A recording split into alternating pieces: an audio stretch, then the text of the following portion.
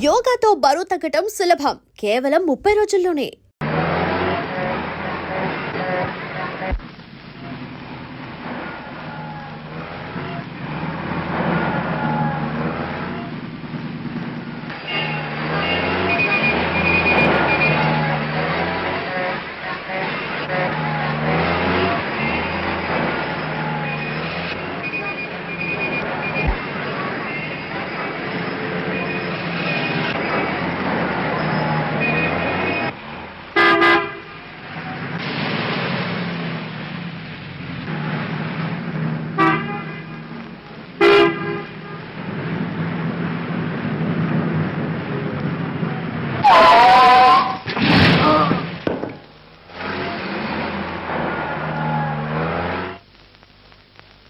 ఏ చావాలిందా?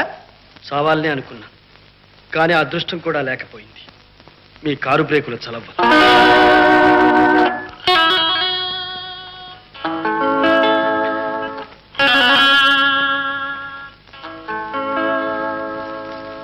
క్షమించండి, వస్తాను. ఆగండి, కారెక్కండి. ఏ పోలీసులకు అప్పగిస్తారా? కాదు, మీతో పనింది, రండి.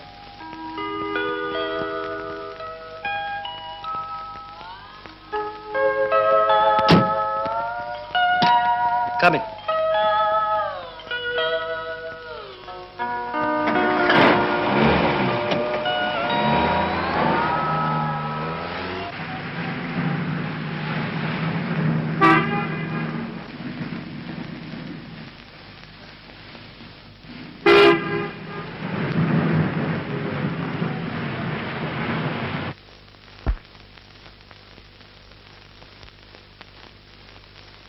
తీసుకోండి విజయ్.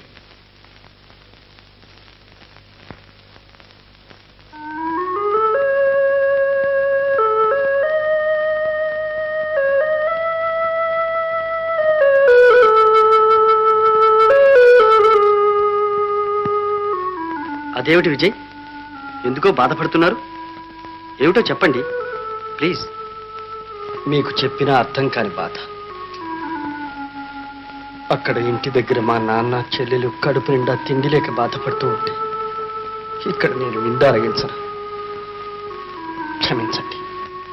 అయితే మీకు ఒక నాన్న చెల్లెలు ఉన్నారన్నమాట. అదృష్టవంతులు మీరు. నాకు ఓ చెల్లెలు ఉంటే ఎంత బాగుండదు. మీరు లేని వారిని గురించి బాధపడుతున్నారు. నేను ఉన్నవాళ్ళను పోషించలేక బాధపడుతున్నాను. పోషించడం నా బాధ్యత. మీ బాధ్యతను మీరు గుర్తించి కూడా ఇలా పారిపోయి వచ్చారే. మీరు ప్రాణాలు తీసుకుంటే వాళ్ళగతేం కాను. బ్రతికుండి నేనేం చేయగలను గనక. బీకాం పాస్ అయి 3 ఏళ్ళయింది. ఎంత ప్రయత్నించినా ఉద్యోగం దొరకలేదు. మాదసలే పేద కుటుంబం. ఆస్తి లేకపోయినా ఆడంబరాలకు పోయి ఉన్న ఒక్క చెల్లెలికి పెద్ద సంబంధమే తెచ్చి పెళ్లి చేశాడు నాన్న. ఆ సంబంధం కోసం ఉన్న ఇల్లు అమ్మింది చాలక తలకు మించిన అప్పులు కూడా చేశాడు. చెల్లెలైనా సుఖపడుతుందనుకున్నా. కానీ ఏ మీ చెల్లెలి భర్త మంచివాడు కాదా? అది కాదు. అప్పులిచ్చిన వాళ్ళు వారంట్ తెచ్చి మా నాన్నను జైలుకు పంపించారు. ఆ దిగులుతో మా అమ్మ మంచం పట్టింది. మందులకని మాకులకని ఎక్కడ లేని డబ్బు కావలసి వచ్చింది. గత్యంతరం లేక మా చెల్లెలికి అత్తవారిచ్చిన నగలు తాకట్టు పెట్టాం. ఆ నగల్ని విడిపించుకోను లేకపోయాం. మా అమ్మను దక్కించుకోను లేకపోయాం. చివరికి మా చెల్లెలి కాపురం చిక్కుల్లో పడింది. అంటే ఏముంది అజయ్ బాబు? నగలు తెచ్చే వరకు గుమ్మంలో అడుగు పెట్టొద్దన్నాడు మా చెల్లెలి మామగారు. సుఖంగా భర్తతో కాపురం చేయవలసిన చెల్లెలు పుట్టింట్లోనే కోరిపోతున్నా ఏవీ చేయలేకపోయిన అసమర్థుడి. ఈ ప్రపంచం అంతా డబ్బుతోనే ఉంది అజయ్ బాబు. అర్థమైంది. మీ సమస్య పేదరికం. డబ్బుంటే సుఖం ఉంటుందని, డబ్బుతో అన్ని సమస్యలు పరిష్కరించుకోవచ్చని మీరు అపోహపడుతున్నారు. కానీ డబ్బు లేని బాధ కంటే డబ్బున్న బాధ మరీ ఎక్కువ విజయ్. డబ్బుంటే బాధ. అర్థమైంది రండి. డబ్బున్న వాళ్ళ బాధ ఒకటి, ఉన్నది చాలదని ఇంకా కూడబెట్టాలని. అదేనా మీ బాధ? అది కాదు. నా సంగతే తీసుకోండి. డబ్బు లేకపోవడం అంటూ ఏమిటోనే ఎరగను, ఊహించలేను కూడా. తరతరాల నుండి మాది జాగీర్దారుల వంశం. 3 ఏళ్లుగా నేను అమెరికాలో ఆటోమొబైల్ ఇంజనీరింగ్ చదువుతున్నాను. నాన్నగారు కావలసినంత డబ్బు పంపడం, నేను హాయిగా ఖర్చు పెట్టుకోవడం అంతే తెలుసు నాకు. సుమారు 1 నెల రోజుల క్రితం కేబుల్ వచ్చింది. నాన్నగారికి సీరియస్గా ఉందని వెంటనే బయలుదేరి రమ్మని. ఇంటికి చేరేసరికి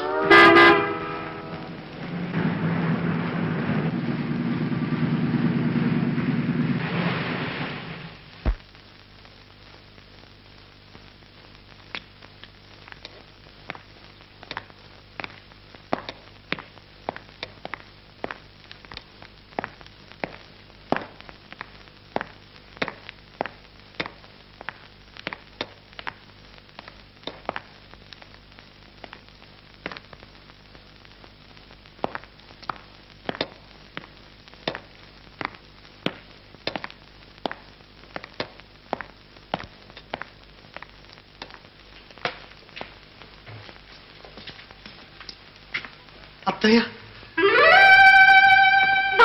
అత్తయ్య, వచ్చావా నాయన, వచ్చావా?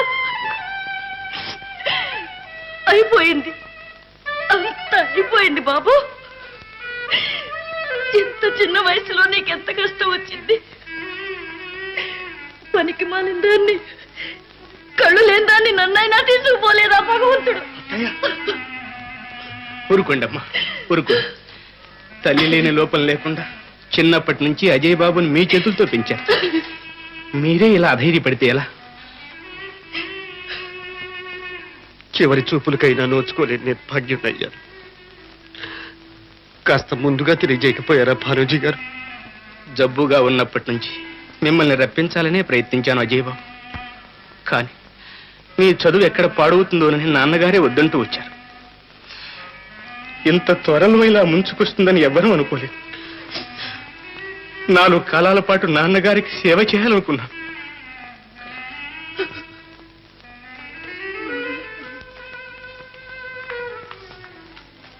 పాపం వెంకన్న వాడి కూతురు అహర్నిశలో అయ్యగారిని కనిపెట్టుకుని సేవ చేశారు. స్వామి భక్తి అంటే వాళ్ళదే మరి. శేషావతారం ఎవరెంత సేవ చేశారో ఏకరవు పెట్టడానికి ఇదటయ్యా సమయం. ఈ మూగవాడేమిటి, అందరం సేవ చేశాం. అయినా అయ్యగారిని దక్కించుకోలేకపోయాం.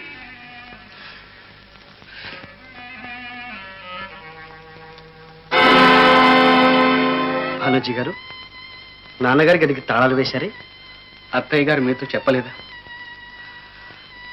నాన్నగారు ఈ గదిలోనే పరమపదించారు. వారు పోయిన నక్షత్రం మంచిది కాదట. అందుకని 1 సంవత్సరం పాటు ఈ గది తెరవకూడదని పురోహితులు శాసించారు. ఇది విషయం అజయ్ బాబు. మన ఫ్యాక్టరీ పనివాళ్లతో వచ్చిన తగాయిదా లేబర్ ట్రిబ్యునల్ దాకా వెళ్ళింది. గవర్నమెంట్ తీర్పు ప్రకారంగా ఇప్పుడు మనం 70,000 రూపాయలు పరిహారంగా చెల్లించాలి. 70,000? అవునండి.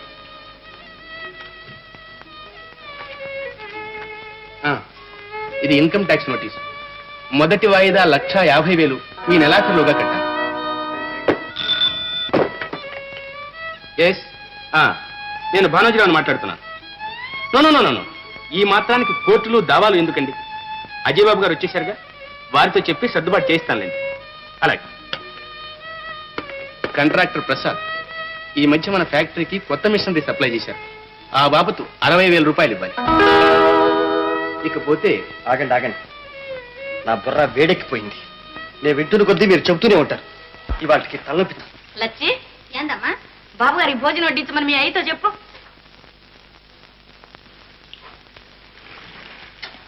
నమస్కారం పిన్ని గారు. నమస్తే అజయ్ బాబు. రా సరళ, మీ నాన్నగారిని వెంట పెట్టుకొచ్చినట్టున్నావు. ఏమిటి విశేషం? మా అమ్మాయి సరళ ఉంది చూశారు. నువ్వు ఉండు నాన్న. అజయ్ బాబు, మీకోసం ఏం తెచ్చానో తెలుసా? మీకు ఇష్టమైన పాల్కోవా నేనే స్వయంగా తయారు చేశాను. రుచి చూసి ఎలా ఉందో చెప్పరు? అప్పుడే పిండి వంటలు చేయడం కూడా నేర్చుకున్నావు అన్నమాట. కానీ ఈవేళ అజయ్ ఒంట్లో ఏం బాగాలేదు సరళ. అందుకే ఇప్పుడు భోజనం కూడా మానేస్తే మంచిదన్నా. అలాగా? అమ్మాయి సరళ, నువ్వు వెళ్ళి డాక్టర్ ఫోన్ చేయి, అర్జెంటుగా రమ్మను. కాదు నాన్న, నేనే కార్లో వెళ్ళి దగ్గరుండి తీసుకొస్తాను. అవునవును, అదే మంచిది. అజయ్ బాబు, మీరు రెస్ట్ తీసుకోండి. నాకు ఆఫీస్లో కొంచెం అర్జెంట్ పని ఉంది, మళ్ళీ వస్తాను.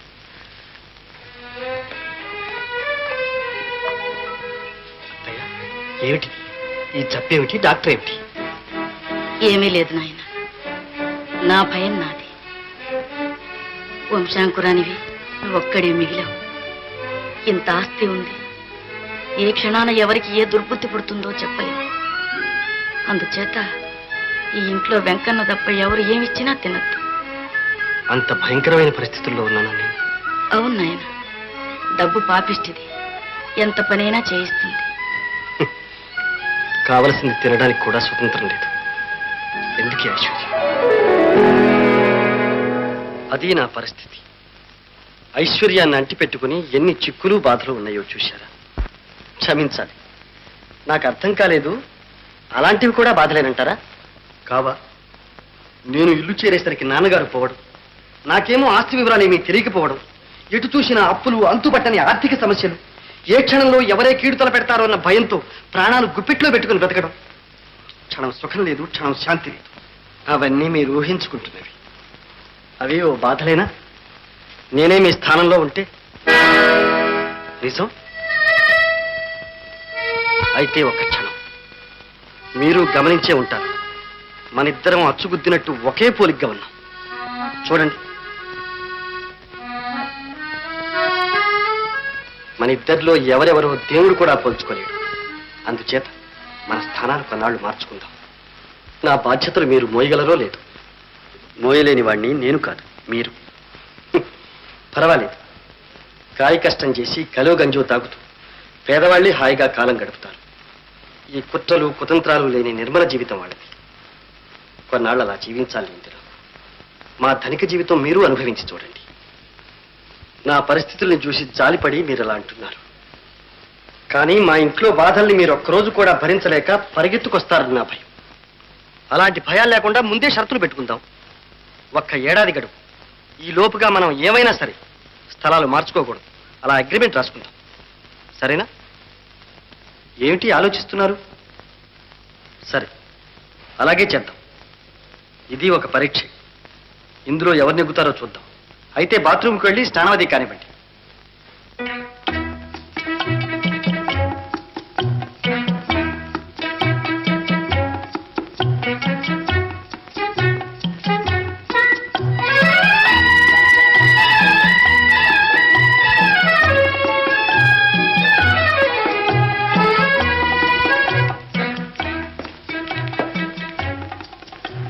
Very good.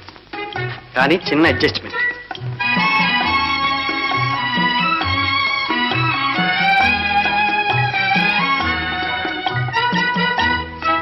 కరెక్ట్. కూర్చోండి. అగ్రిమెంట్ తయారు చేశాను, సంతకం పెట్టండి.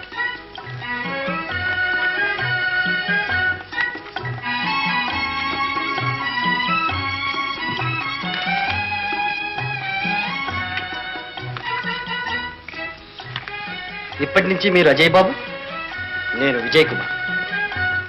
పదండి.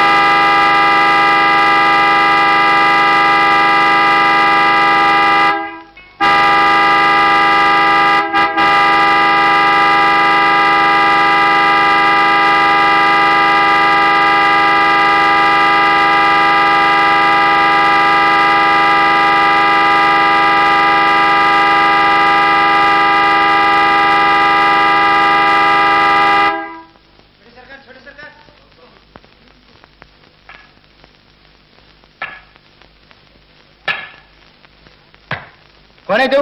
जा जा भाग.